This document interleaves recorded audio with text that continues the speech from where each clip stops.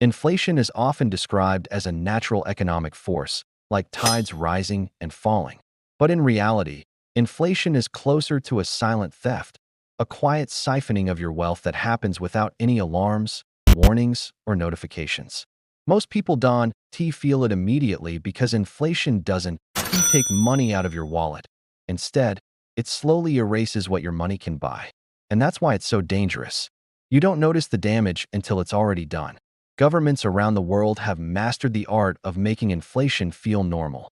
They announce small percentages, 4%, 6%, 7%, as if these numbers are harmless.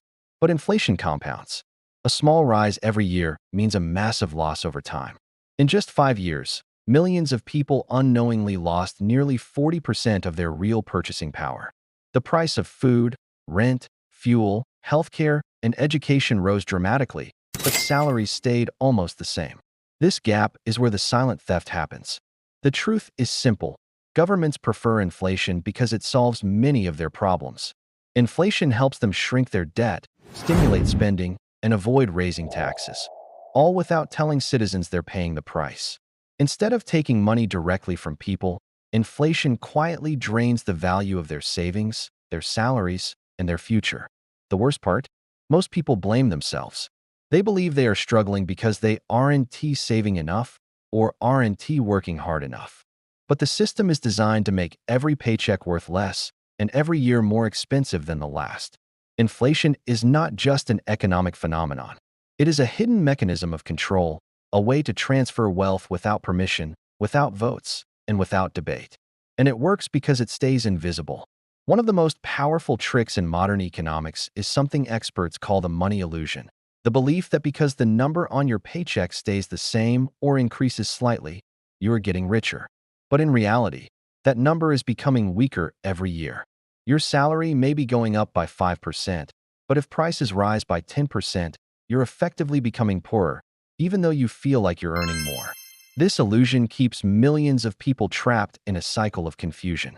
They see the raise on paper, they see a larger number in their bank account, and they feel rewarded. But when they go to the supermarket, pay their rent, buy medicine, or fill their tank with fuel, they suddenly realize the truth. Their money buys less than before. The illusion shatters, but by then, the damage is already done. Governments and corporations depend on the money illusion to keep people calm. If salaries stayed exactly the same every year, the public would immediately sense something is wrong. But by offering small increments, a 3% raise here, a bonus there, they maintain the illusion of progress. The numbers go up, but life becomes harder. The illusion also hides inequality. While ordinary people receive tiny raises that fail to match inflation, the wealthy gain access to assets, real estate, stocks, commodities, that rise faster than inflation. They get richer automatically. Working people, meanwhile, fall behind automatically. The money illusion is the perfect disguise. You think you're earning more, but you're actually losing more. You think life is getting better, but your purchasing power is shrinking. And you think the system is fair, when in fact it's engineered to make sure your income grows slower than the cost of living. This illusion isn't a mistake, it's a design. Inflation is often described as a natural part of the economy, something that just happens. But in reality, inflation is the most powerful and silent form of taxation ever invented. Unlike regular taxes, where governments must announce the percentage and collect it openly, inflation takes your money without telling you, without asking for permission, and without any formal law being passed. Every time the government prints new money or injects liquidity into the system, the value of the money already in your pocket quietly shrinks. Nothing is taken physically, yet your purchasing power is drained. If you had 1,000 Indian rupees last year and it bought 10 items, but today it buys only 6, then 40% of your wealth was silently taken away, not by thieves, not by corporations, but by the system itself. This is why inflation is often called the invisible thief. It doesn't break into your house. It doesn't appear on your salary slip. It doesn't show up as a deduction on your bank statement. But slowly, relentlessly, it eats your savings, your lifestyle, and your future dreams. The cruelest part? Most people don't notice until it's too late. They think prices are rising because of global issues, supply chains, or market conditions, without realizing that every economic shock becomes an excuse to justify more inflation and more silent taxation. Meanwhile, the wealthy remain protected. They own assets, land, gold, stocks that inflate with inflation. So while the middle class gets poorer, the rich get richer simply by holding things that rise in price automatically. Inflation punishes savers, rewards debtors, and encourages people to keep spending instead of building long-term security. It keeps citizens constantly running, constantly catching up, never fully stable.